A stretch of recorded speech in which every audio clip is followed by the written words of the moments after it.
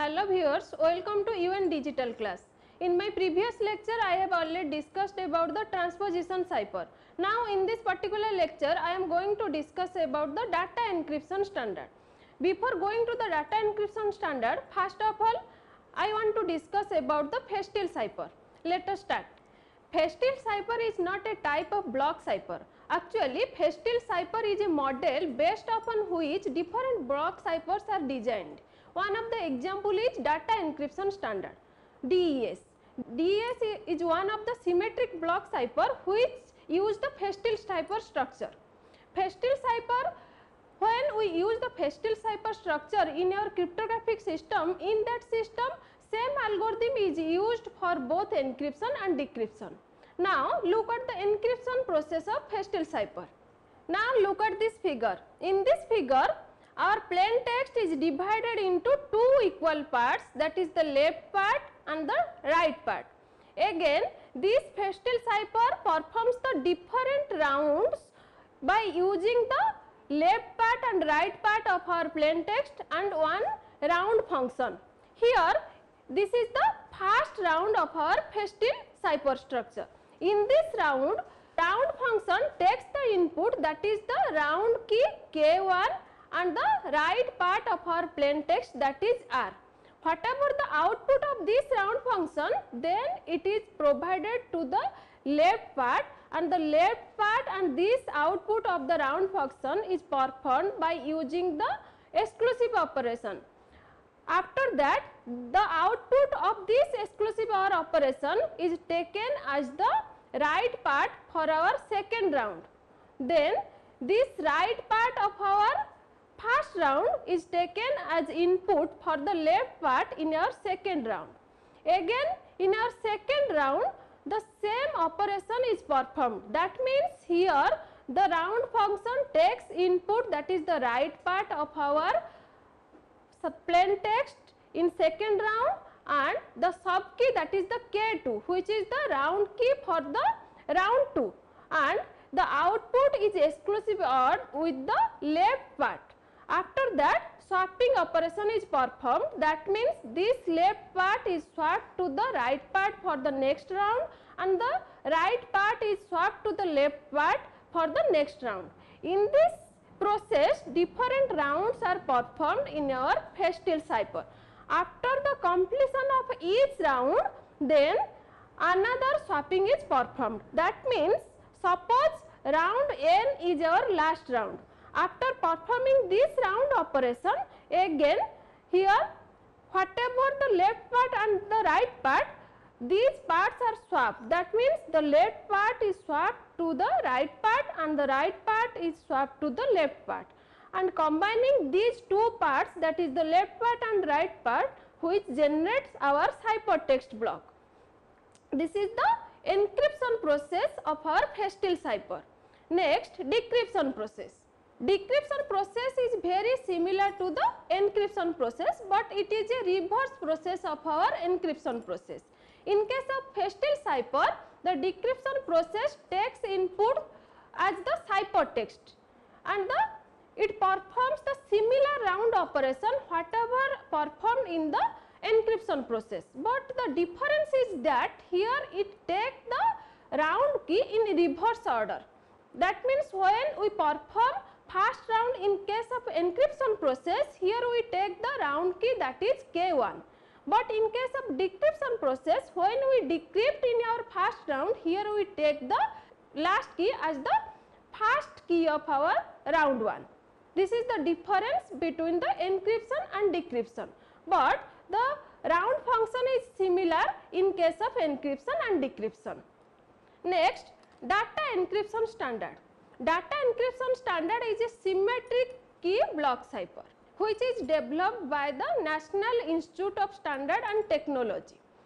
This DES or data encryption standard uses 16 round of Fastell cipher, and in this technique the plain text block size is 64 bit and the key size is also 64 bit, but here we use the 56 bit. The other 8 bits are dropped. Why these 8 bits are dropped, I will discuss in key generation algorithm. Now we will go through the DES in step by step. This figure shows the basic structure of our DES algorithm. Here in this figure, the plain text is our 64 bit. This plain text is taken as input. Whatever the output of this initial permutation, that is goes to the round 1. In this way 16 rounds were performed in our DES algorithm, and here each round is our Festill cipher, and each round takes the sub key, that is K1, K2 up to K16 from our 56 bit cipher key, and this 56 bit cipher key provides the round key by using the round key generation algorithm. Then here finally we perform the final permutation, which gives us the ciphertext, that is also 64 bit ciphertext. Now I will discuss about this DES structure step by step. First of all, we will discuss about the initial permutation. Here initial permutation and final permutations are the straight permutation boxes, that is the P boxes, and both are the inverse of each other. Now look at this figure. This is the figure of initial permutation and this is the figure of our final permutation. Here in our initial permutation, the first bit of our plain text, which is the first bit of our input, becomes the 40th bit of our output after performing the initial permutation. Similarly, the second bit becomes the 8th bit. In this way, the initial permutations are performed. After that, this is the final permutation. In case of our final permutation, the first bit of our input, that is the 58th bit of our output, and the 8th bit of our input, which becomes the second bit of our output. This is the final permutations. Next, DES rounds. Here our DES algorithm performs the 16 round operations, and each round is a Festill cipher, which I have already discussed. Now look at this figure. Here in DES algorithm, our plain text is 64 bit. This 64 bit is divided into two equal halves, that is the left half and right half. The left half is 32 bits and the right half is also 32 bits. Now this is the partition of our plain text. After that, the round operation is performed.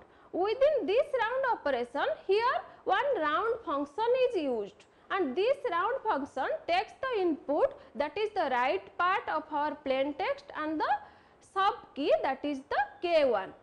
Whatever the output of this round function, that will be exclusively ORed with the left part of our plain text. After that, this output is swapped to the right part of our next round, and the right part of our round 1 is swapped as the left part of our round 2. That means in our round function, two operations are performed. One is the mixture and another one is the swapper. In mixture, here we use one round function which takes the input, that is the right part of our plain text, and the sub key. Then it exclusively OR these functions output with the left part, and whatever the output, then again the swapper is used to swap the left part and right part, which becomes the next input for the next round. This is the round function of our DES algorithm. Here this shows the details about our round function. Here this function is our round function, and whatever the actions performed within the round function, that means in case of our round function, it takes the input, that is the 32 bits, which is the right part of our plain text. After that, it expands this 32 bit into 48 bits by using the expansion P box. Then next, it exclusively OR these 48 bits with the sub key, that is K1, which is also 48 bit. After that, this output is next input to the S box. Then this X box compress this 48 bit and generate the 32 bits. After that, this 32 bits is input to the straight P box, which only performs some permutation operation, and it generates the 32 bits output. Now, I am going to discuss detail about the expansion of P box and the S box. What are the actual function of P box and how this P box expands this 32 bit into 48 bit. Now, look at here. Here our P box takes input, that is the 32 bit, and here round key is used, which is 48 bit. Now, look at this figure. In this figure, the 32 bit input is divided into 8 block of our 4 bits. That means here 32 bit is divided into 8 blocks and each block contains 4 bits. Now, here this 4 bits block is expanded into 6 bit block. How this expansion is performed? Now, look at here.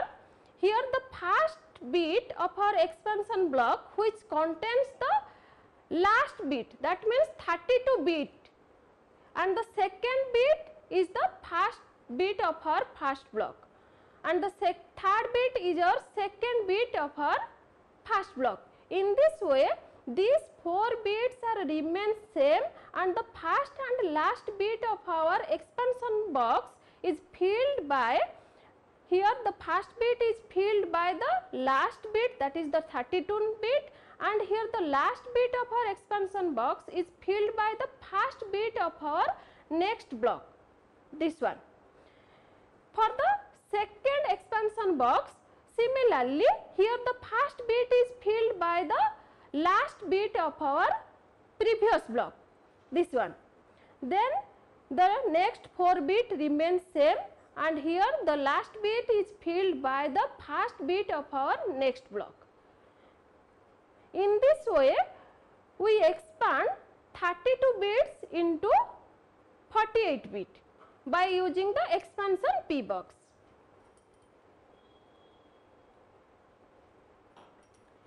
Now, this figure only shows the table representation of our bits, how these bits are expanded. That means, here the first 4 bits are remain same, that is the 1, 2, 3, 4, and the expansion box first bit contains the 32 bit, 32 number bit. Then next the last bit of our first expansion box, which contains the first bit of our next block.